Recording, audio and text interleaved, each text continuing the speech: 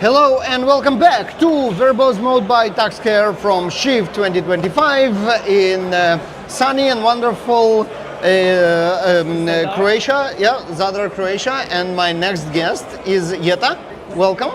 Welcome. Thank you so much. Thanks for having me. Thank you for being here. And Jeta, you mentioned that you had like 3 talks, very impressive, all about leadership in this way or another. So let me ask you, just for getting the conversation started, what is the main quality of a leader in modern technology world? Just one. Look, Baruch, our leadership styles are evolving, and I think different qualities coming to be more important than some others, depending on the context, the size of the company, the stage of funding, exposure markets that you're targeting. Okay. Top 3. Top 3. I'd say really genuine awareness of the team's spirits, qualities, capabilities, so that you don't become the bottleneck in the growth and you slow people down and things move slower than their capabilities. I'd say being very decisive, I think, is definitely one of them. In the world that we're bombarded with so many opportunities and information, you have to make a choice, you make a decision, and then move on to a direction to see if that's going to bear its fruits. And the third on, undoubtedly, but great communication skills, which is both listening and the ability to transmit vision, clear business objectives, and what needs to be done. All right, so it sounds to me like with some of them in the modern landscape, AI can really help. Help and make the job more difficult at times. It has definitely given the capabilities of analytics, which is absolutely necessary for a very data-driven age that we're living and we're operating. For smaller companies who cannot hire like a dedicated analytics team, is definitely unnecessary that we have gained those capabilities through AI. However, of course, it has its own risks that people start not implying enough critical thinking skills, setting that to rest, and we have to be very careful because who asks, how they ask, the language they ask, region, and what they've asked before shapes a lot the outcome that for example, generative AIs present us with, and not to get caught up in the whole, no matter how smart you are, you sometimes sound dumb compared to an AI, how eloquent and argumentative the things are, but we cannot fall into that trap and make sure that we really implement critical thinking skills in every single process. I love it. So here we go. The first quality, which is knowing who is doing what, AI can help. Yeah. The third quality, the communication skills, AI can help. Yeah. Like I know that for me, AI definitely improves my tone of voice in written communication for sure. Mm-hmm. My emails sound much nicer than they used to be. Mm-hmm. And then like the decisiveness is obviously something that we still need to have. So I would say we have decisiveness and critical thinking for applying AI correctly. So we can see how the skills that we need already shift, right? Mm-hmm. What else? What else is changing?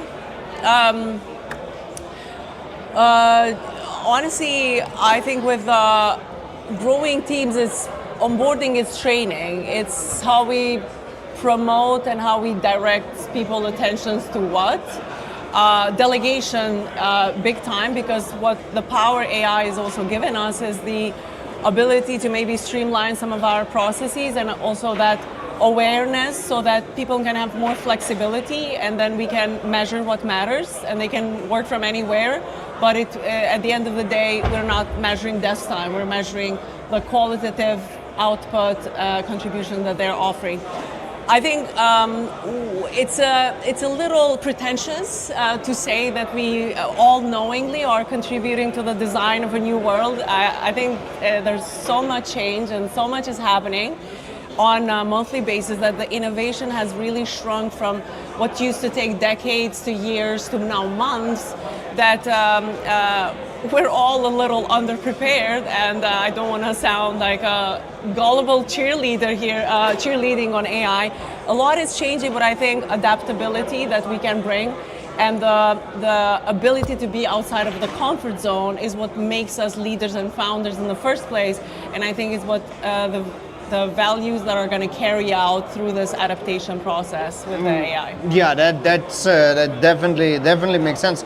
The ability to adapt to new technologies, which we now see like every week. Yeah. Yep. So, what advice would you give to people who inspire to become leaders, either through founders of startups or maybe building their career in management, people management, and leadership? There's no good founder or manager without courage and the sense of ownership. The two things that come to mind are these two, that if you want to be a good manager, good leader, and grow in position, you have to obviously ignore the definition of any job description and own the territories and grow your territories. I think, look, I'm sure there are multiple ways to success. I've done it this way. I've trusted the process. I've taken the risk, and I've worked very consistently towards bettering myself and expanding that territory. And I think sometimes in the middle of it, you're in the woods with a sword. You have no idea what's in front of you, but you just have to keep going courageously. And then once you turn around, the dots will connect, and you have to trust that process. But if you try to stay in the comfort zone, it's likely not gonna, bring those results that you desire as a leader. Yeah, no, this is excellent. This is excellent.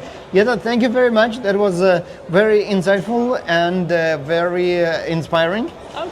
I love the conversation. I'm sure our audience loved it as well. Thank you for being here. Thank you so much. This was fantastic. Love it. Yeah, and for you all watching Verbose Mode by TaxCare, coming to you live from Shift 2025.